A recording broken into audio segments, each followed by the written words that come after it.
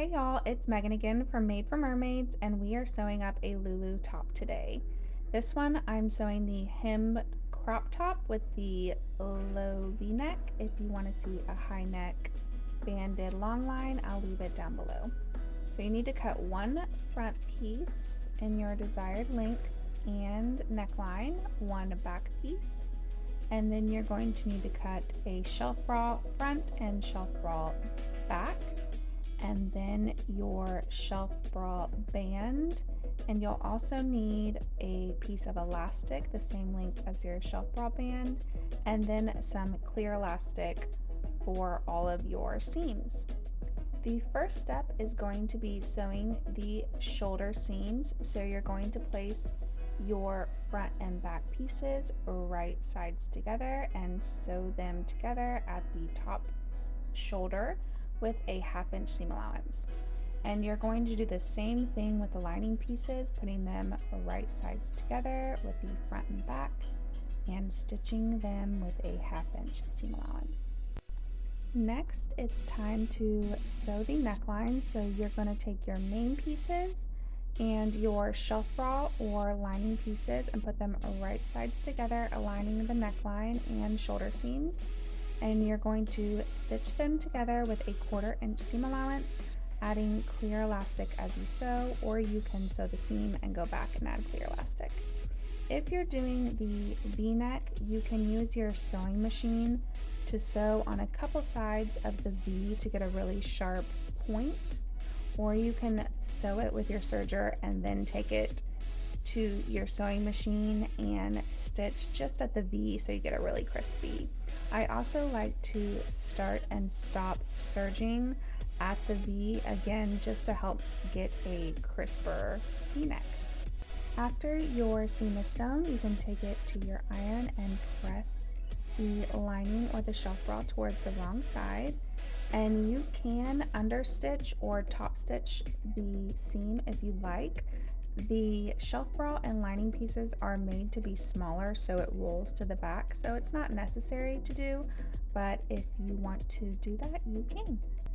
The next step is going to be to burrito roll the arm side. So you're going to lay the bodice out, and you're going to open the main and lining or shelf bra pieces, and you're going to take the other side and you're going to roll it towards that neckline seam. So you're going to roll the bodice and you're going to put it directly on that seam, and now you're going to wrap the bodices around that roll, tucking the roll as close to the neckline seam as possible so you don't get it caught when we sew these together in a few minutes. Then just wrap the bodice around the roll again, matching the arm side raw edges, and then you're going to sew them together with a 1/4 inch seam allowance, again adding clear elastic to the seam. Just make sure your roll is tucked out of the way so it doesn't get caught in the seam as you're sewing. Then you're going to grab the bodice and pull it right side out, and we're going to do the exact same thing on the unfinished side. So you will roll the finished side toward the unfinished side and wrap that bodice around and sew the arm side with a 1/4 inch seam allowance, again adding the clear elastic as you sew. Then you'll pull it right side out again, and I like to take it to my iron and press the seams really nicely. The next step is going to be sewing the side seams.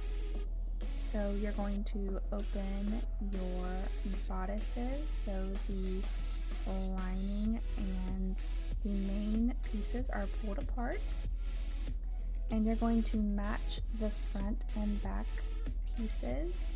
So the front main to the back main, and the bodice lining or shelf bra front to that shelf bra or lining back. And then you're going to stitch them together with a 1/2 inch seam allowance. Then you will press that shelf bra or lining piece towards the wrong side. If you're doing the sports bra or banded long line, you can baste the bottom edges of the lining and the main pieces together because you'll just treat it as one now. Now we're going to finish the shelf bra or sports bra or long line. So you're going to take your band piece, put it right sides together and stitch it together with a 1/2 inch seam allowance. Then take your elastic piece, overlap it by 1/2 inch and zigzag it a couple times so it is now a loop. Then you're going to take your elastic and place it over your band piece, and then I'm quartering my band piece here, so the center back seam and then that center front. I'm just placing a pin there, and we're going to wrap the band around the elastic so it's going to be enclosed and give you some nice support in your sports bra or shelf bra. So we have the center front and the center back, and then I'm going to match those 2 points to find the quarter points, and I'm going to place a clip on those 2 quarter points too.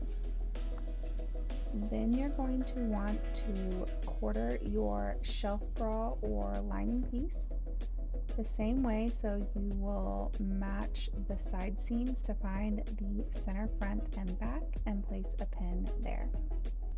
Now it's time to stitch your band to your shelf bra or sports bra. So we're going to match the quarter points and stitch it together, stretching the band and elastic and stitching it with a 1/2 inch seam allowance. Now you can put your shelf bra piece towards the wrong side of the shelf bra or the right side of the shelf bra. For my daughter, she hates the seam touching her, so I put it on the right side so that the seam isn't touching her. For myself, I don't mind the seam, so I'm putting it on the wrong side of the sports bra because this fabric is a little thinner and I didn't want to be able to see the seam from the outside. So just keep that in mind when you're stitching the shelf bra piece. You can do it either way. Once that band is sewn, you will press the shelf bra toward the wrong side, and the last step is going to be to hem the bottom. So you'll press the bottom hem up 1/2 inch and then edge stitch it in place, and then your Lulu is complete. If you have any questions, you can leave them down below and I will try to answer them as always. And of course, if you make a Lulu top, we would love to see them posted on our Facebook group or tag us on Instagram at Made for Mermaids, #Made for Mermaids Patterns, #Lulu Pattern. We'll see you next time. Bye.